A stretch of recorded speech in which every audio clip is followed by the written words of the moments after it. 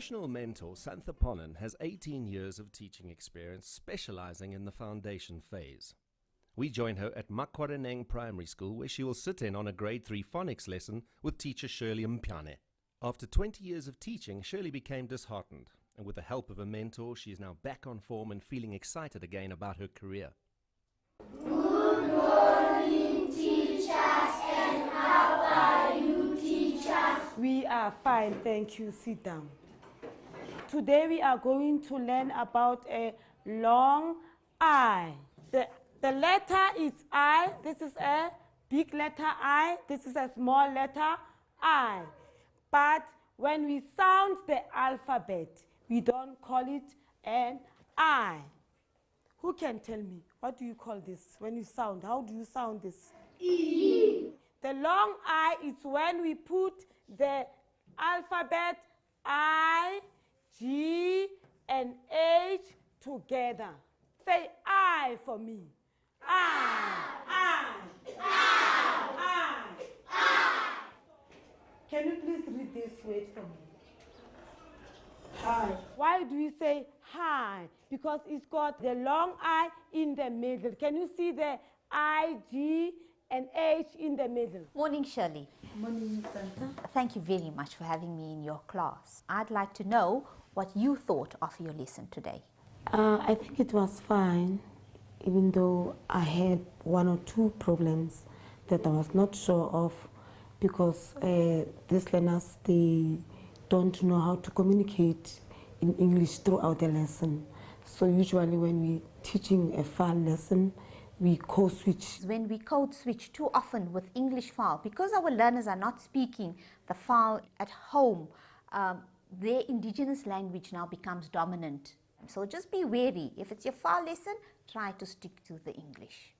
These three alphabets, when you sound them, they sound like an I. Say I for me. I. Might, hide, fight, light, and pride. What is this word? Light. Light. Okay, again? Light. I like that you picked up on some of your children during the lesson. However, with language, especially English file, it must be something that is communicable both ways. Children must feel free to communicate with you. Move around your class. Avoid just standing in the front to say, I'm in charge. Get into your learner space. Acknowledge what they are saying. Again, I'm glad that you followed your planning. Use your lesson plan that's readily available to prepare. Now, your preparation must suit your teaching personality, but more importantly, it must suit your learners' learning styles and abilities. Okay, I'd like to see that on a follow-up lesson. Here with me, I've got some words with a long I. I've noted that you've revised your previous I sound, and then you've introduced the two different I sounds, the I-G-H sound and the I-E sound. Use exciting strategies to capture your learners' attention. You've used flashcards during your lesson. Very good that you've came prepared with flashcards. However, remember, we are teaching FAL to learners who come with indigenous languages. Your learners need to learn the additional language in a very natural way, and they need to be exposed to what's relevant to their environment. So when you're introducing sounds or new words, try to use objects and pictures. Use what's there, what's concrete. Like you introduce the word light. Show them the light. This is the word light. Who can show me a light in the classroom? That's the immediate environment. Let them point to the light. Say the word light. And don't just leave it there. Let them use it in a sentence. What is this word? Fight. Remember, we said a long I is got an I, G, and H. When you're teaching the sound, the phonic sound, you said this was I, G, H. Phonic is sounds, not names of letters. So it's the I, G, H. And when you put them together, it must make one sound. So don't break up the sounds. I've noted that you were pointing using your hand. It's also a good idea to use a pointer so the learners see the words clearer. As much as your learners were rather involved, it's always exciting to get them a bit more physically involved in terms of some movement. Shirley, what do you think of your charts that you used that learners pointed to at the end to consolidate? What's your opinion of the chart? Some of the learners, they can memorize the words from the beginning. Now I put it there, seeing if they can still remember. You've had beautifully made flashcards. It's a better idea if you had pictures for each flashcard. And then at the end, if you could have, like you say, you wanted to reinforce, you could have used your flashcards together with the picture and reinforced it that way, and then maybe taken the flashcard or the picture away and asked learners to match the appropriate word or the corresponding picture. Okay? Your birthday chart is hiding behind your classroom door. Now what we want is for such charts to be easily accessible to your learners. They must be able to say, oh wow, it's month of August, Shirley's going to be having a birthday. So they must be able to see their names. Santha, 24th July. Shirley, August 28th. So try to move that to an area where learners can see it. Then the problem is with our classroom. There's windows, and then we don't have the space where we can put the charts. I've noticed in your class, you've got your life skills area. There you have your topics that you've already addressed during the term. With life skills, our topics are rotational. Take off all that and put on what's the current topic, what we're teaching now. In that way, we'll be creating more space. What was also nice is that you have your weather chart in both the English file and in your home language. It can reinforce vocabulary, but try to move it at the level of the learner. I'm talking about height, so that we must encourage them to change the days on their own, to change the date, to change the weather, because this is something you start with every day, and let your learners do that. I also noticed your duty chart next to your classroom door. I'd like for you to ensure that that chart is functional. Change your duties. This week, Shirley will be opening library trolley doors. Santha will be handing out books. Talking about handing out of books, I noticed that at the end of your lesson, you were handing out books. Now, foundation phase, we want to encourage our learners to read, to develop a sense of independence, to give them a sense of responsibility. From the very onset of your academic year, train your learners to identify names by handing out books, giving them responsibility. Okay, Shirley, I hope that the suggestions I've made and some of the recommendations we've agreed upon is going to assist you, and that you will try and implement it. I want to say good luck to you, and I'm hoping to see some development when we return. Yes, definitely. I'm going to follow all the things that you said I must do, and I think it's going to work for us. Best of luck, Shirley. See you next week then. We rejoined Santha and Shirley for another phonics lesson and to see if and how Santha's suggestions were helping. We got the sense that Shirley was really enjoying the ongoing support. Good morning, teachers, and how are you, teachers? We are fine, thank you. Sit down. Who is responsible for changing the weather chart today? Okay, it's Tise. So Tise, also go and change the weather chart for us.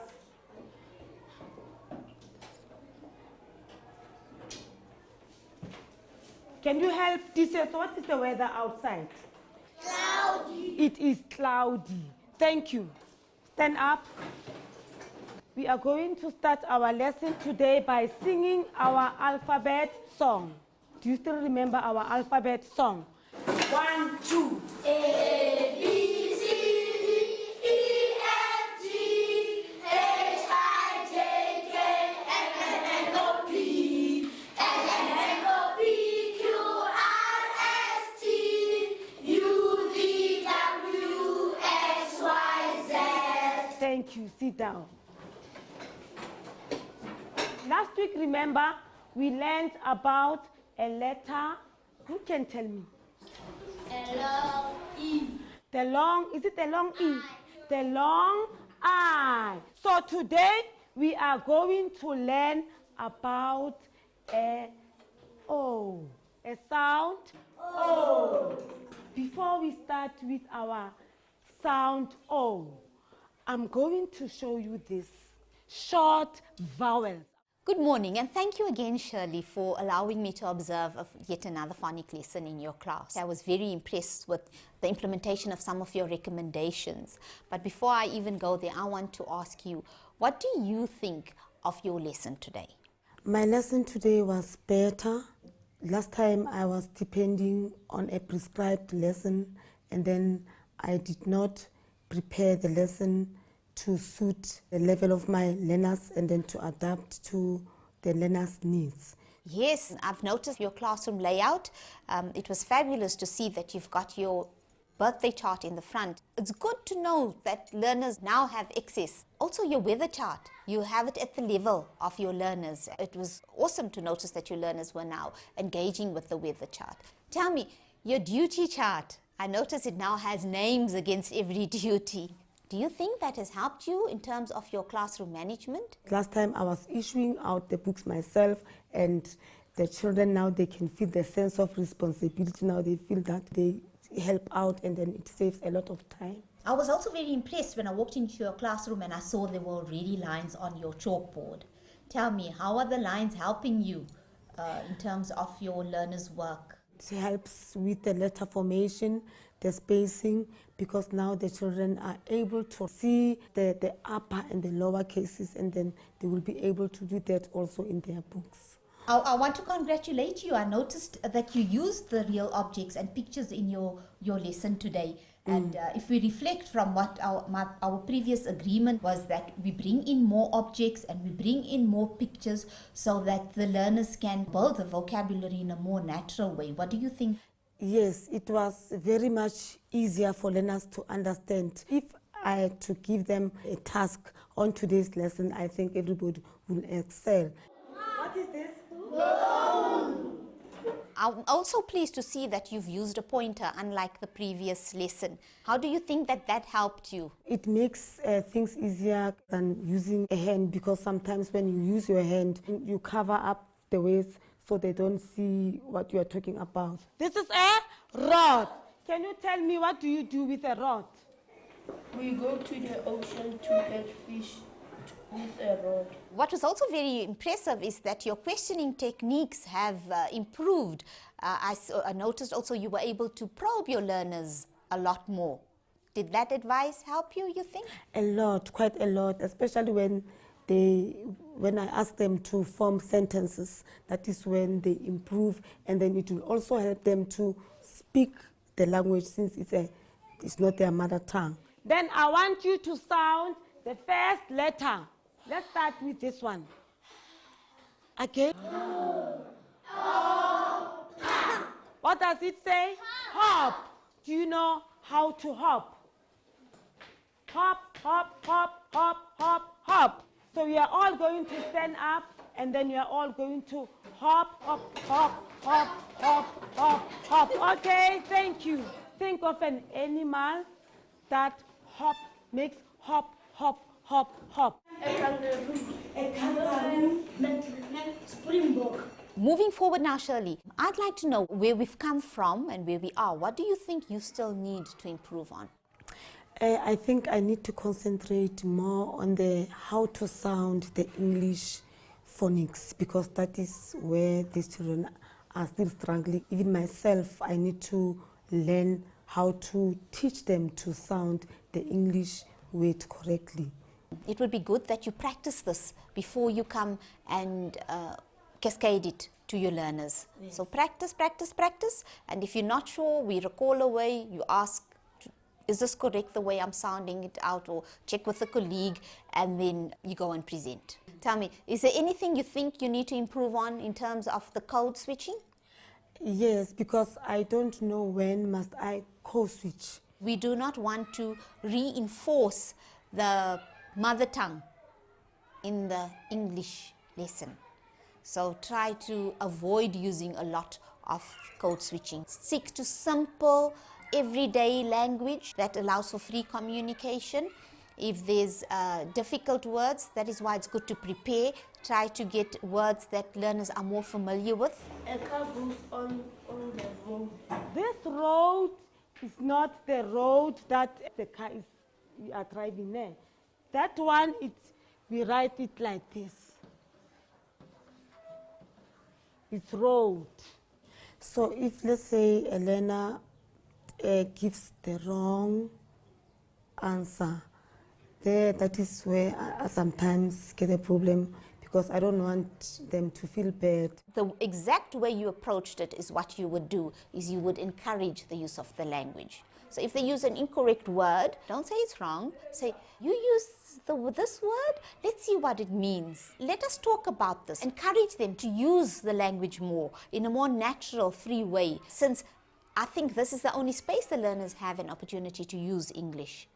So like you've addressed the issue with the road, that was very good. You didn't say to the learner, it's wrong.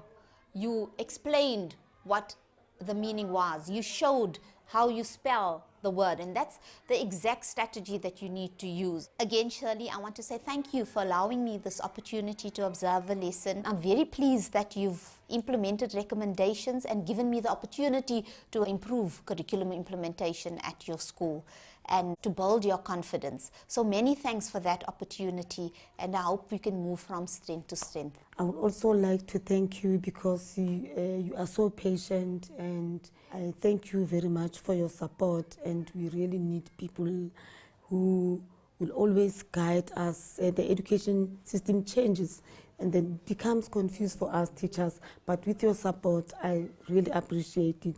Thank you very much. It's been a huge pleasure, Shirley. Until the Thanks. next time then.